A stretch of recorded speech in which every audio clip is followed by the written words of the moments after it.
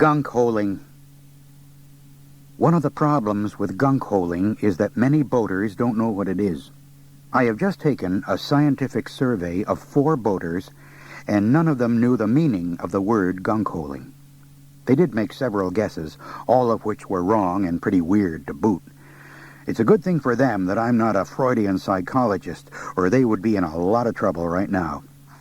Even my unabridged Random House Dictionary of the English language contains gunk hole, which it defines as a quiet anchorage, as in a cove.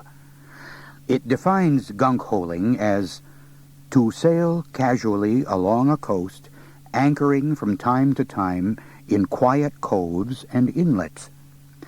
If a simple lexicographer knows the meaning of gunk holing, you would certainly expect boaters to, since they're the ones who do it. All right, I'll confess, I was past puberty before I knew a gunk hole from a gopher hole. About 20 years past puberty, but so what? I didn't bring the subject up. An editor did. He wrote me a letter requesting that I write an article on gunk holing. "I'm sure you know what it means," he wrote evasively, "but don't bother looking in your Webster's dictionary because it isn't in there." Well, of course it wouldn't be in that dictionary. Webster wasn't the sort of man who would know about gunk holing and wouldn't admit it if he did. Now that I've taken care of the definition of gunk holing, I'd better tell you how it's done properly. There's a lot of slipshod gunk holing going on among boaters nowadays, which is probably another one of those signs of the times we're always hearing about. People just don't want to take the time to learn how to do a thing properly, the way God intended. Do I think God approves of gunk holing? Why, of course I do. He approves of all good things, and gunk holing is one of the good things. When you stop and think about it, the Garden of Eden was sort of one great big gunk hole, with Adam and Eve laid back, taking it easy, and not a worry in the garden. Then Eve got hungry. What ruins a lot of fine gunk holing is somebody's getting hungry. That's when all the trouble usually starts. Let me give you one example.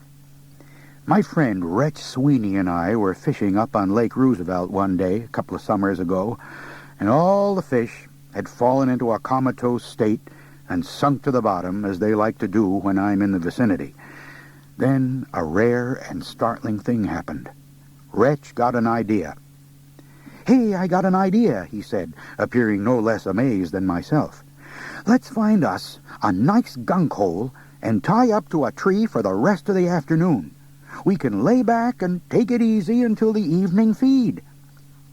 I knew we weren't properly prepared for serious gunk holing, but since this was Wretch's first idea in several months, it seemed a shame to waste it.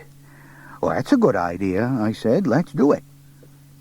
It took us nearly an hour to find a halfway decent gunk hole, one with some shade on the water and an aesthetically pleasing backdrop of trees and moss-covered rocks, and a tiny stream tumbling melodiously down a picturesque precipice. There was one drawback. 100 yards above us, a highway wound around the mountain, and the roar of traffic drifted down to our otherwise peaceful gunk hole. Worse yet, there was a roadhouse up there, and we could hear the banging of the screen door, the raucous voices of the clientele coming and going, and occasionally even the sound of glasses and plates knocking together. "Kind of noisy for proper gunk holing," I said. "Yeah," Wretch said. Just have to ignore it, I guess." We spread out the boat cushions and lay down on them. The boat rocked gently in the waves, a bird twittered, the water made appropriate water sounds against the shore. Presently Wretch said, "This is nice, ain't it?" "Yes," I said. "A man needs gunk holing from time to time, you know what I mean?" "Yeah." Then Wretch said from beneath the hat over his face, "They're cooking hamburgers up in that roadhouse. I can smell 'em." "You're probably just smelling that hat." "No, it's hamburgers. Big, fat, juicy hamburgers." A period of silence. "We got anything left to eat in the lunchbox?" Wretch asked. "Just half a peanut butter and jelly sandwich." "Ooh." A period of silence. Wretch suddenly sat up. They got thick slabs of sweet onion on those big fat juicy hamburgers. Now don't tell me you can't smell that onion. No, I don't. That roadhouse is 100 yards away up on top of that cliff. You're just imagining you're smelling big fat juicy hamburgers with thick slabs of sweet onion on them. Now, are we going to Gunk Hole or not? Wretch lurched to his feet and stared at the cliff. Probably wouldn't take more than 10 minutes to climb up to that roadhouse. Are you crazy, man? I said. A person could kill himself trying to climb that cliff. Wretch's nose twitched, as if savoring the aroma of a big fat juicy hamburger with a thick slab of sweet onion on it. I got to try, he croaked, stepping out of the boat and heading for the roadhouse. Unfortunately, the boat was in 15 feet of water. He shot out of sight in a giant splash, only to emerge a minute later, scrambling over the moss-covered rocks like a frightened crab. He slipped on the wet moss and fell into the melodious stream, cursing both roundly. Scarcely had I recovered from a fit of mirth over this spectacle when I saw his hulking figure clawing its way up the side of the cliff. Wretch hung by one hand from a tiny bump in the cliff while his legs churned against the rock in search of a foothold. A short while later he seemed to be clamped to the granite wall with nothing but his fingernails. What worried me was that he hadn't got to the bad part of the cliff yet. Eventually, he threw a leg up over the lip of the cliff and vanished. I heaved a sigh of disgust and flopped back down on boat cushions, trying to recapture some of the passive enjoyment of gunk holing. Scarcely had I closed my eyes, however, when I heard a little shower of rocks rattling down the cliff. I glanced up, and there was Wretch again, clawing his way back down. 20 minutes later, he was back at the boat. You ought to see those hamburgers. They are magnificent. So why aren't you up there eating one of them? I asked. I forgot my billfold. It's in my tackle box. Get it for me. Will you? I tossed him his billfold, and he staggered off again in the direction of the cliff. His ascent this time was so horrifying and so verbally obscene that I will not describe it, in case this is being heard by children. 2 hours later, while I was napping peacefully in the boat, I was suddenly attacked by a tattered, wild-eyed creature that came lurching out of the brush on shore. Snatching up an oar, I attempted to repel the beast, only to discover at the last minute that it was Wretch Sweeney himself, or at least what was left of him. I hauled him into the boat. I've had enough gunk holing, I told him. The fish have regained consciousness and are starting to feed. Now that we've had a good rest, we should be able to get in a couple hours of hard fishing before dark.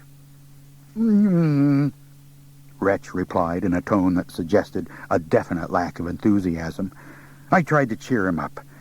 Nothing like a little restful gunk holing to get the old juices flowing. He said rather crossly.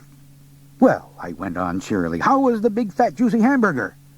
Can you honestly say that it was worth all the risk and effort and trouble? Yeah, it was. Really?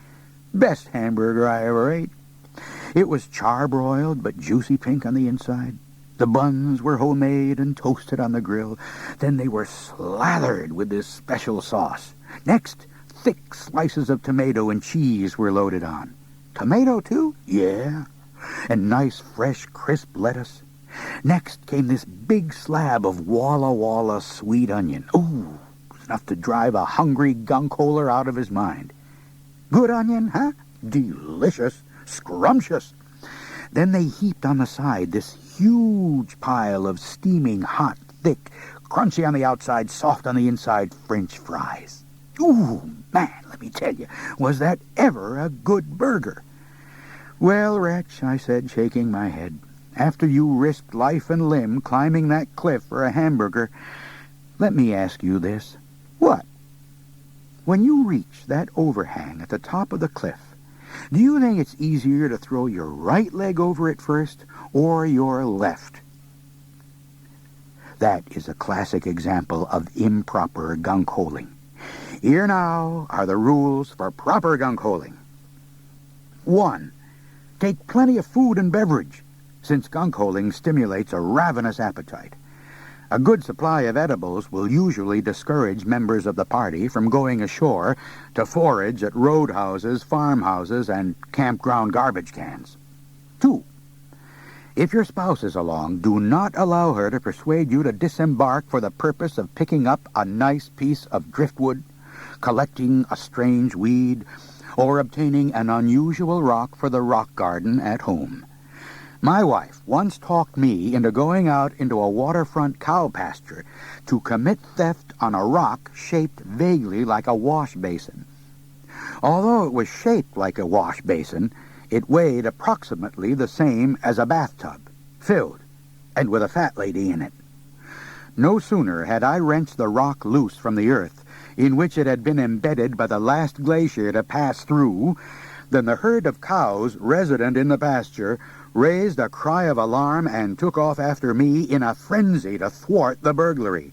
I sprinted for the safety of the boat, all the while mindful of how ridiculous it appears for a man to sprint with his legs bowed out in the configuration of a barrel hoop and his arms stretched practically to the ground from the weight of a monstrous boulder.